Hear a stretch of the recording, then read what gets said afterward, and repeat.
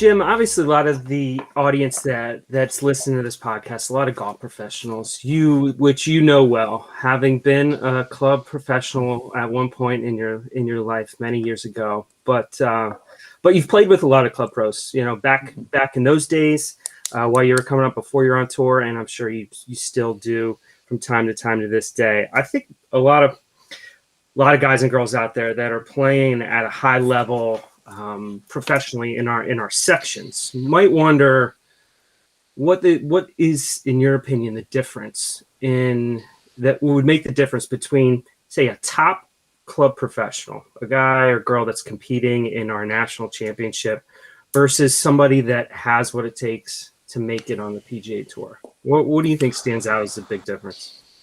Well, I would say that most times it's just going to be the ability to put your whole day into golf and not have to share your time with your members, with your multiple tasks that you have to do as a club professional. And when you're a tour player, it's 24/7. I mean, it is just dedicated to golf and the playing side of golf, and you can put as much of that into as much as you think you need to practice and just work on every facet of the game, and then you can work on your body as well. So it's just that ability to put everything you have into playing, and a lot of people work on things differently, but the guys at the top, I mean, they spend countless dollars on their body and physique, and that's the game's gone that kind of direction right now. But and I just think it's the ability to put everything you have just into playing, versus sharing time. And with your job on the club professional side, you have to put 90% of it into the job, and your golf game takes the back seat. Mm-hmm. But you yourself, you've never been a ball beater on the range, especially, back in the day, you were able to get out there without putting in countless hours. How's your practice changed? What's it look like these days? Well, I think with that, you can be more specific on your area, when you're working, and then just going out to,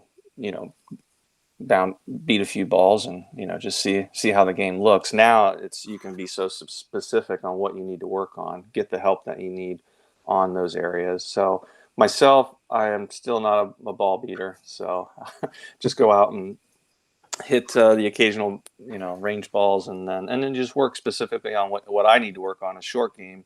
And it's always been that way. I've always had the tee to green game, and just making the putts and working on the chip shots, and gaining the confidence at home to take it to the tour, because you're playing against the best in the world. And that's the other thing. You can get away with not having a particular part of your game being average, and you can get away with it until you get out to the tour. And that's probably why I wasn't able to get to the tour as quickly as I had wanted, and had my struggles well documented of Q schools and 7-8 years of missing out, and it just, I wasn't good enough to perform at the elite level at Q school and handle the stress and rely on my short game to get me through. I was always able to have my long game, but at the end of the day, you need to make crucial putts and get up and down those sand shots on 17 and 18, and it was just, that was where my game had to improve. And that's still where I work on things now, is just short game and putting. So, yeah. Got a visitor. So you've always kind of pinpointed, knowing that your short game is where you need to focus in order, if you're going to play at the top level. The times that you've won, your short game, your putting has been on. You've been hot with all that. What's a short game practice session look like for you when you know that you need to improve or you need to tighten it up? What does it look like for you? Because I don't think a lot of people practice that the right way. Yeah. Well, you either know what you're doing or you don't, and I did not. So, Hmm. or you think you know, and you think you know what you have to practice, and I definitely did not, and I needed help, and it's been about seven years since I started working with a PGA professional, Bill Davis, and our main focus was short game and getting a way to get myself to practice, because I definitely would not practice that area of the game, and or I didn't know how to practice it. Right. You're just randomly hitting some shots and thinking you're working on things, but most times I was just trying to fill some time to go hit a few more drivers, or when are we going to go play? So um, he just developed a plan, and had a history of Bill had a history of working with some tour players, and on their short games, and put together a plan for me and how we would, it's nothing life changing or altering. It's Hmm. just drills, just knowing what the drills are and bringing me along. And I didn't know what the drills were for.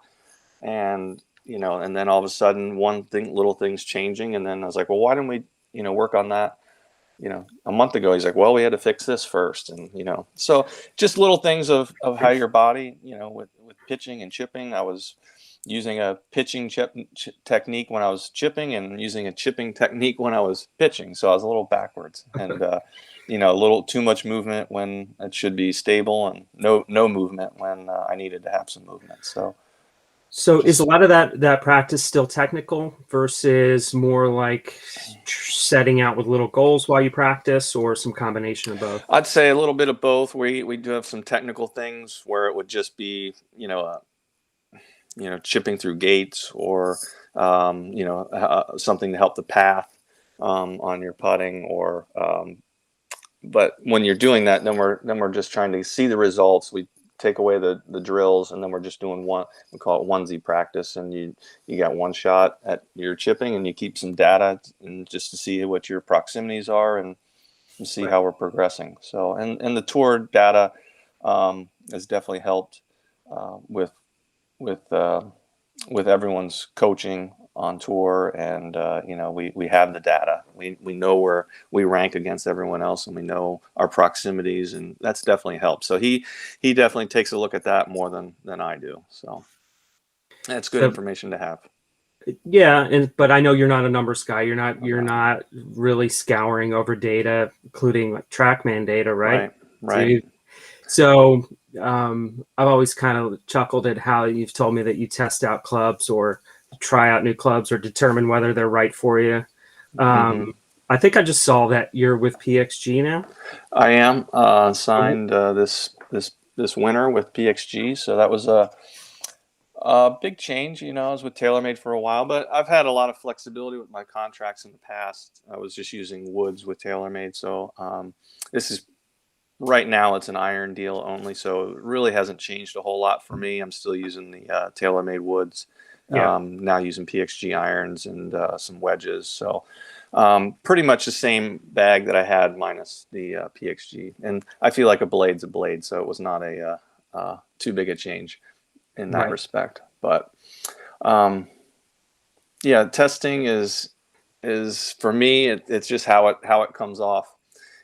Tee them up and tee them low, tee them high, and then I go back to low because I like them low. And the numbers are never gonna be great. And it's interesting. I did do a little fooling around with the TrackMan this past December. Just this craze with distance, and a longer driver, and just to see what it was. And it I can definitely get 10 more yards if I you know change a few things around. But it's still, taking it to the golf course is the hardest thing you can do Yeah. with those things. So So let's talk about the distance thing. I mean, going back to, we were kind of referencing early in your career. So just real quick. So you got out on Nationwide in 2007 after how many attempts at Q school?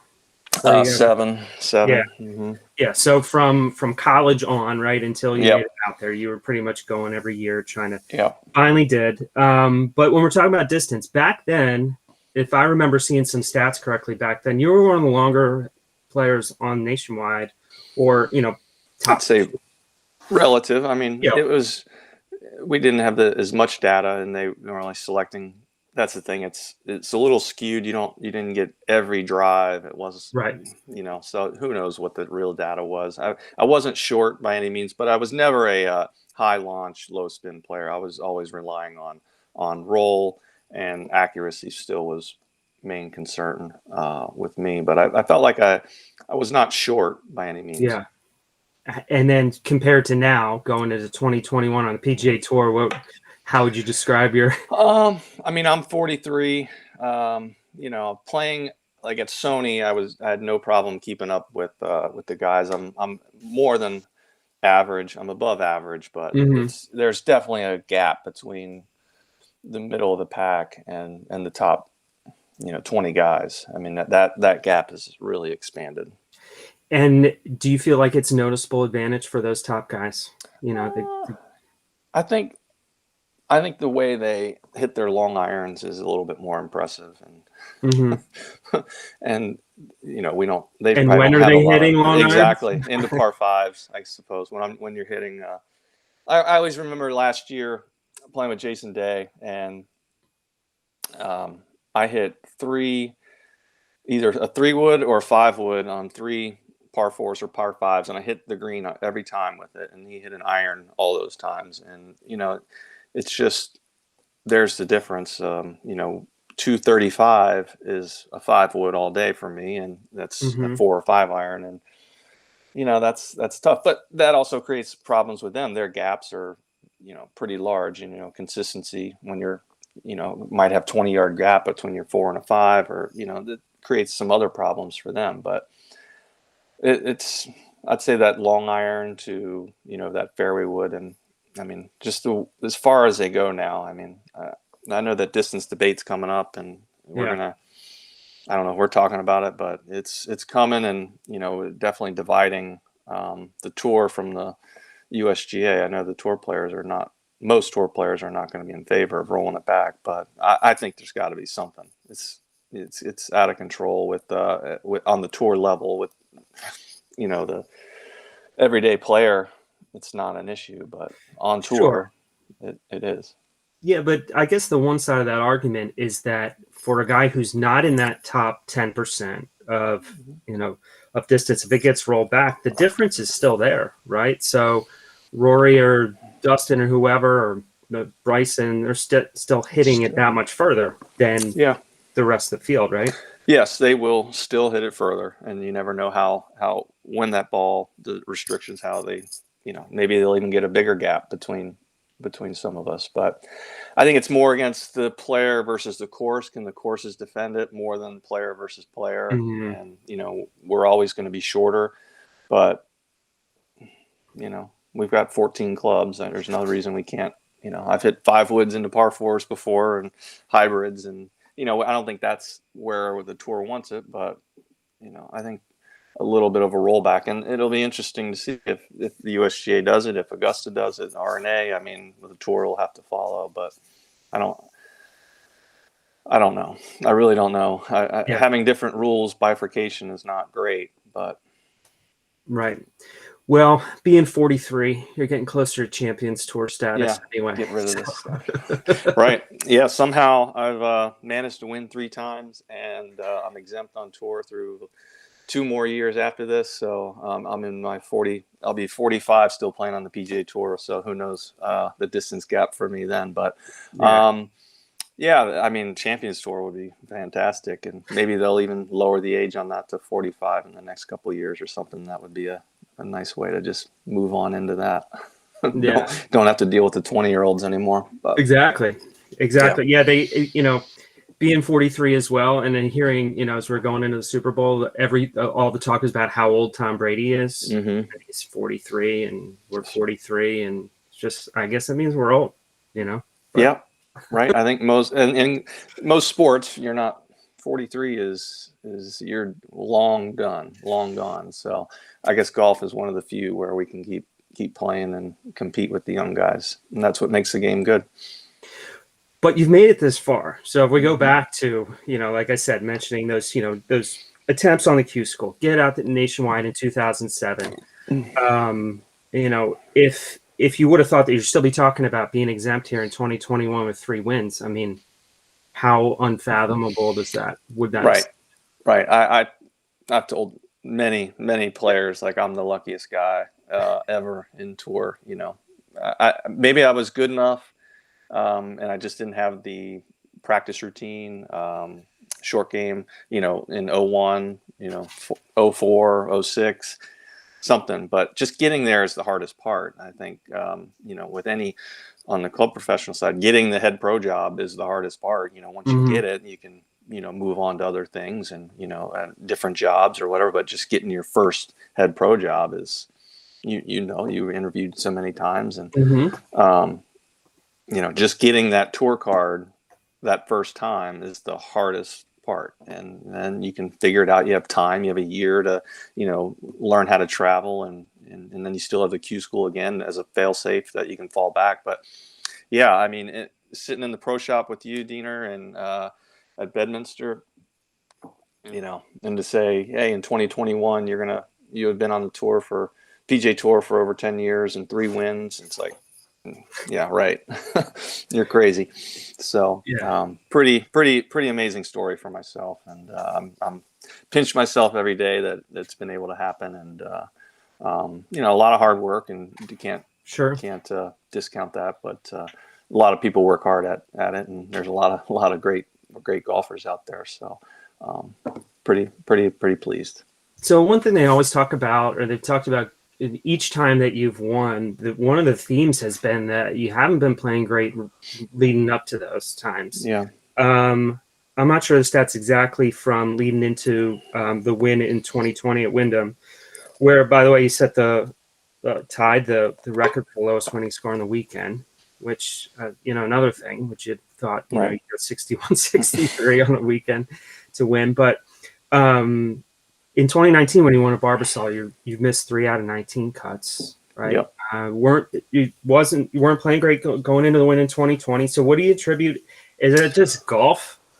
I'd say it's golf, but there is more. I mean, when you see the numbers, the cut is cut and dry. It's either made it or you didn't. So there's more that goes into it. You are playing against, some of the best players in the world, and it's not easy just making cuts. And I just have to take a little deeper dive into those cuts and see what my scores were, and how, if it was as bad as it may look. But you can shoot a lot of under par scores and miss cuts, and it's not missed cut doesn't mean you're playing poor all the time. So and you can just be one little miss putt here or there, one drive that leads to a little lost confidence coming down the stretch, and you give it away. And confidence is everything in this game. And then I hate missing cuts, and they're kind of contagious, and sometimes you get on a little streak and you can't get out of it, and then that negative vibe just continues from one week to the next. So and it's kind of a relief when you do make that cut. So I'd say the win in Barbasol was definitely more of a surprise than at Wyndham. Wyndham, we had COVID. It was so much in the air. I wasn't playing that bad all summer. Yeah. I had a terrible weekend at the PGA Championship, but it's a major championship, and I pride myself. I have to drive the ball well, and I missed every fairway on Sunday to the like 1 foot into the right rough, and it was just, you can't play golf that way at a major. So but Barbasol for sure in 2019, definitely. I was just coming off a medical, and your status is coming to an end, and it's kind of there's a lot of pressure when you're on a medical, and you're fighting the clock, and you're fighting everything else, and you need a top 2 or 3 to satisfy your medical condition, and and it wears on you. And that was my last start on the medical, was at the Detroit 2 weeks before I won. I played John Deere as a past champion, and then Barbasol as a past champion from the 2016 win at Shell. Maybe just a little pressure was off. All right, that medical's over. again, if I had never won 29 in Barbazal or Wyndham, I still would have been very proud of my career. PGA Tour win, 7 years on tour, if playing, the next 2 or 3 years as a past champion, playing 5-6 events a year, playing some Korn Ferry events, fine, but it still would have been a success in my eyes. So, so I don't know what, I really, now I don't, a miscut is an opportunity either to get home quicker or, move on to the next week. And I don't dwell on it too much, knowing that, any of these streaks, these poor run of miscuts can end with a great result. Well, now you know that. You didn't know that. Yes. No, you don't. Earlier on, right? You have You that do comfort not. level now. I mean, but just so people know kind of where you were. I mean, before that win at Barbasol, you, me, and our friend Mickey were sitting around after a round of golf talking about what Jim was going to do, Yeah. maybe after Right. golf, which was coming up pretty soon. Yeah, we played Saucon Valley Mm-hmm. in the summer of 2019, right? Yeah. Right. Just a couple weeks before I won. Yeah. And like what are you going to do? And we've been very fortunate with the tour and retirement and things like that. Definitely Mm-hmm. wasn't going to be, having to worry about getting a job right away or anything. But yeah, what was it going to be? Maybe get back into club professional. And I'm not a big teacher or anything like that, Right. so I definitely don't think that was gonna happen. But yeah, and maybe that's what you need sometimes to just refocus a little bit and take advantage of the opportunities that I had going forward, the tournaments that I was going to get in, and just let it go a little bit and try to play some good golf and not worry about the future so much. But yeah, that's weird how things turn out, Dean. I really Mm-hmm. don't have that answer, but just as Mickey always told us, everything's going to work out. Right. So Yeah, but that was about getting like the 9-hole twilight out that on Thursday night. Not your whole not career, but no. But going back talking to, I remember a conversation we had talking about those days. So you had come off, if I recall this story pretty well, you were trying to get to the final stage of Q school. It's like the last round, maybe 17th hole of that last day. You're trying to get to that, and that getting to that final stage at that point meant you were going to get out on Nationwide. Mm-hmm. And you were telling me a story, something, I don't know specifics, but you hit over the back of the green, you make a bogey or something, and you miss it by, I don't know, 1 or 2 or something like that. Do I have this kind of right in a general sense? Yeah. What year are we in, Dean? So, Just early on? Yeah, just early on. Yeah. But my point is, so I remember talking to you, and I said, well, do you think it was kind of like, the gravity of the moment, something that, mentally you just, the pressure wore on you? And you said, no, I just made a bad swing. Now, would you say that same thing right now after all these years, or was that Jim just kind of relying on his talent at the time and not like kind of being in the mental game?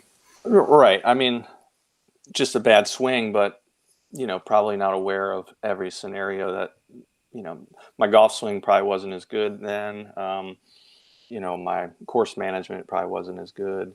You don't know exactly where you stand, so those factors do come into it. But yeah, I'm sure I was just trying to shake it off just as a bad swing, and I'd say more of the not knowing where you stand in Q school is the hardest part, because there's no scoreboards and you don't know what the number is going to be, and you don't know if you need to play aggressive on the final hole or you need to make a par or even a bogey. And that's the hardest part. When I did, to piggyback that story, when I finally got through at the TPC Woodlands in Houston in 2007, my caddy Danny, he were on 18 and I had just missed the green. There's water short and right. There's no way I'm taking that. I feel like a bogey is going to get me through, but we don't know that for sure. And Danny, I hit it up near the green. There was a drop going on for someone else, and he just wandered over to scoring tent, which wasn't too far, and he got a pretty good idea what the scores were. So that's kind of it let a little of the pressure off, knowing that I could just, I could 3-putt or chip it on and 2-putt, and I was going to be moving on. So, it's so stressful that knowing that your future in golf is tied to, these last few shots or sometimes these rounds of golf. And I tell that to most of the guys playing minis and the rookies on tour, how did you make it? I was like, well, you're going to have a round or, a hole that's going to dictate your future, and, just be ready for it. And there's no answer that I can give you, but other than just to be positive about it and don't shy away from the moment. Just be able to, try to play your best, try to make your best swing, and, accept the result. And it doesn't always go your way, but my goodness, sometimes it will. And it's nice when it's in your control in those situations. I remember recall a time when I don't think it was in the Webb finals, when I think he got in as the 25th guy one time, as somebody made a kind of fluke bogey or something on the last hole or something to that effect. Fluke birdie, but fluke birdie, right? Well, yeah, I needed the final group. He needed to make the player in the final group, James Hahn. I always remember James. We're good friends. He needed to make birdie to take Adam Hadwin out of. Adam needed a solo third to move into the 25, and James needed to make birdie to finish T3. James was in the final group, so it's all coming down to that. If James makes birdie, I'm 25. If James makes par or worse, Adam's in, and I'm 26th. So, right. I mean, it's a par 5. Had that going for me, and but yeah, you're just sitting there watching, and that's the hardest part. Just watching. It's out of your control. And he hit a beautiful drive and went for the green and missed it terribly. It had a really difficult up and in, and hit a flop shot to about 4 feet and made the putt. Right. So it's like, wow. And then you're like, wow, that's it. Yeah. You have the same emotion as you have when you're winning a golf tournament, or, you're just like your whole future is in someone else's hands there. Yeah. So you mentioned that when we're talking about the, early days, maybe your golf swing's better now, but you still, to my knowledge, don't technically have a coach, right? You never really not had a full swing coach. So one, how did your swing get better without having a coach? And two, when you get off, how do you, and when you're playing under pressure, let's say, you're not playing well, and maybe you're feeling like things aren't right. How do you get back on track? Well, Bill's been good. We don't work on it a whole lot other than just setup, and he definitely tells me, and we'll sometimes get a video out and just see what your setup looks like when when you feel like you're swinging poorly or having poor shots versus when you feel like you're striking it real well. And it's with me, my swing is the same. It's just how I set up. If I get in the box a little wrong, a ball a little too forward, a little less, or I usually get too much shoulder tilt forward, that's when I get in trouble. I get a little bit of a pull, and that's my miss. And then when you constantly see a little pull, you change you do things that you're not supposed to. So just getting into the box is the biggest thing. And it's crazy that it's just fundamentals, but how often do you just teach fundamentals? I mean, just get the grip hasn't changed any, but it's just the alignment and some shoulder tilt for me. And it's amazing once you just put you in the right spot, and then you just hit them, and you're like, all right, there we go. We're back into it. And I think the West Coast and wind, and I get back to Florida and I feel like I'm the worst golfer in the world. And then we just get into Florida, Bermuda grass, and I don't know why I feel much better about it, but it's just interesting. I like you said, I really haven't had any true fundamental change in my golf swing. It's been the same. I've just been teeing it up and swinging it the same way for my whole life, really.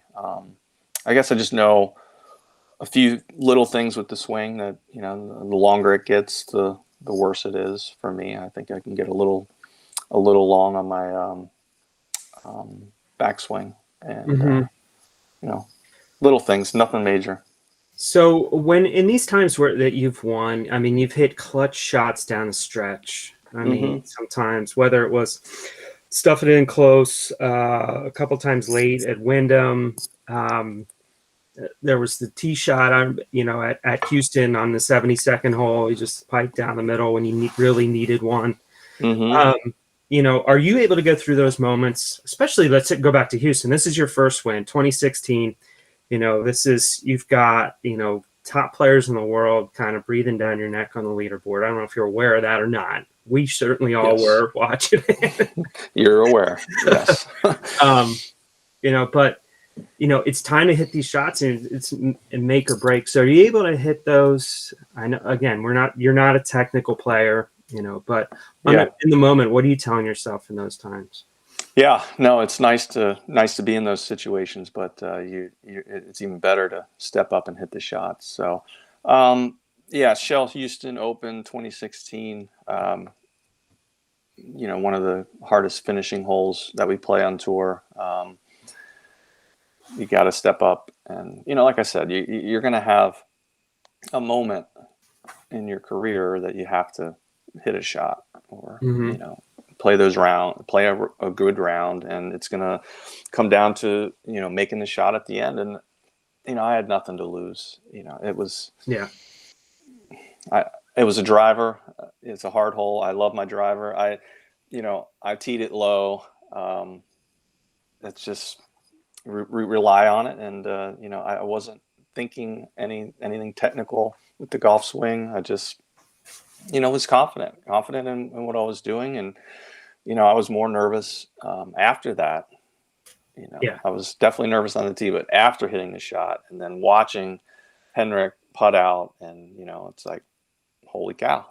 Like, I need to just make a par from the middle of the fairway. I only got 178 yards or so, and and then I can win this. It's just like no one else can do anything, and and still to be able to hit those shots and rely on the putting. So you knock it to, I don't know, maybe 30 feet or so, right? You didn't have to two putt from 12 feet or something. It was a difficult putt. Yeah, I mean, again, that was stressful. I don't know it's hard to say what you're thinking, because it's going so fast, and you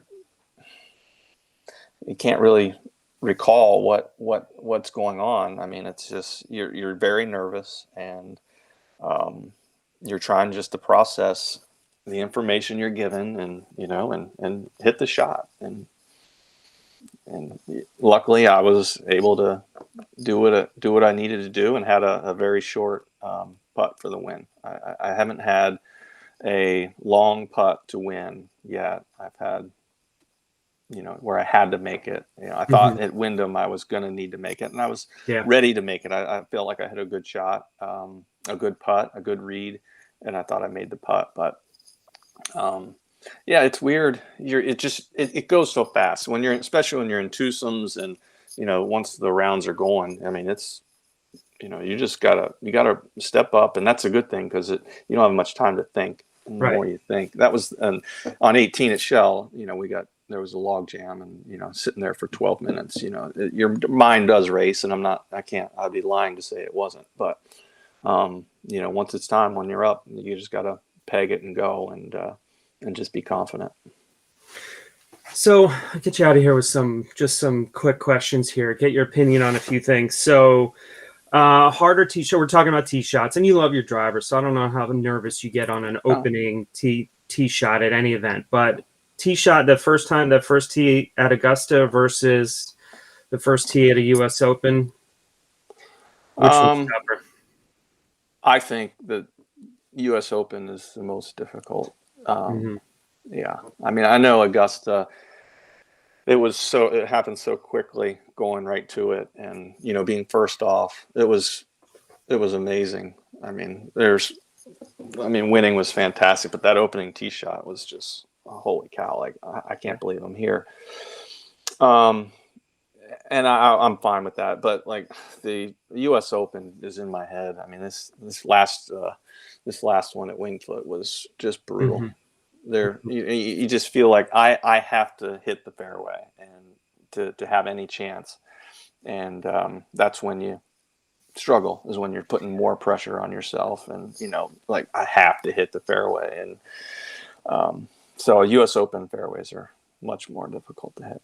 So your best U.S. Open finish was your first one at Pebble. Was that you attribute that to being because was your first one, or it was at Pebble? Where you think? I'd say probably I'd say it was my first tour event. So PGA PGA Tour event. Right. I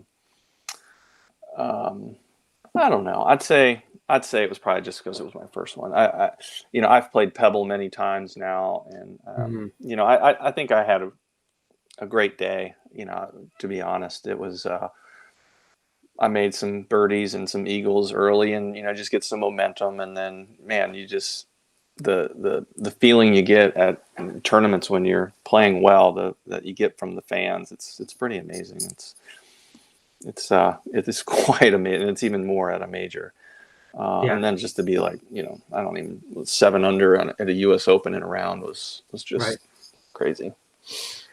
Favorite course on tour after all these years? Yeah, I always, there's 2 that I really like going to. I really enjoy going back home into Ohio and playing Muirfield Village. And I like Quail Hollow in Charlotte. Those are definitely 2 that I really enjoy playing. I've had some good results on both, but really enjoyed playing both of them. Hardest course? Every course has their moment, just depending on weather conditions. But that's a good question. It's probably Torrey Pines for me anymore. It's just gotten so long, and the rough is thick and wet, and par 3s are long, and it's gotten harder, and I don't even play it anymore. So yeah.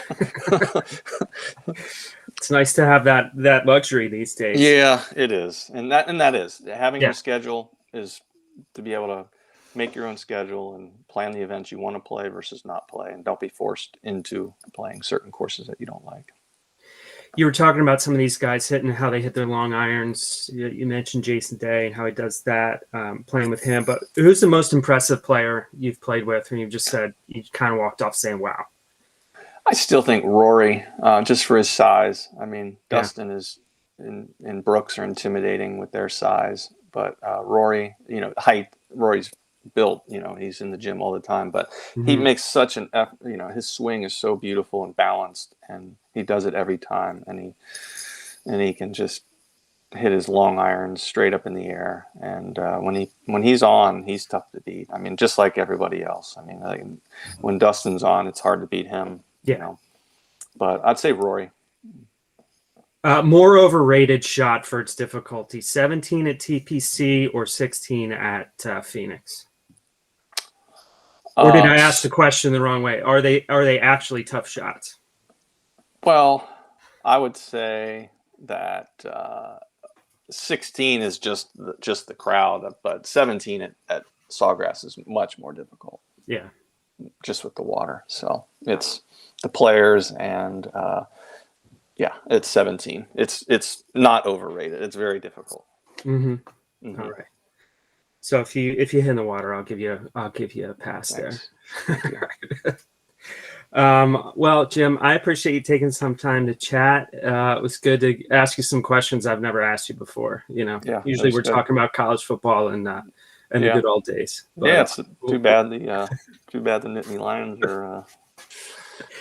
Hey, listen, where they are. You didn't win, just like the Buckeyes didn't win at all. That's true. That's true. At least they were in the championship game. Were they? Did they show up? Were they there? Well, the Bearcats should have been there. Yeah, true. That's another story.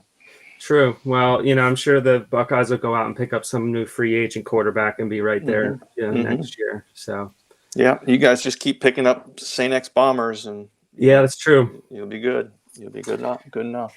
Yep, rating that that legendary high school there in Cincinnati with legendary alumni. It is. It is. All right, Hermie, it's good talking to you. Thanks. All right, Diener.